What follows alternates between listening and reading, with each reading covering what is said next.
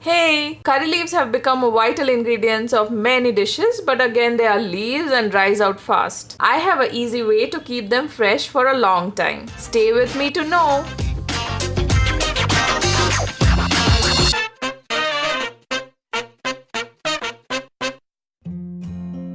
Share your comments in the section below and subscribe for more buzzing ideas.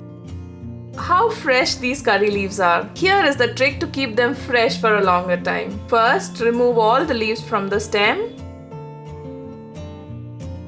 Off to my next step. Take a bowl. Drop all the plucked curry leaves. Fill water. And basically I want to thoroughly wash the leaves. You can find your way to do this. Strain the water. Now take kitchen towel or tissue paper to soak all the water out of the leaves. This is an important step to avoid leaves to spoil soon.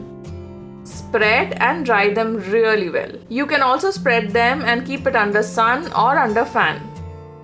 My curry leaves are now clean and dry. Take an airtight container, line it with tissue paper and fill it with the curry leaves.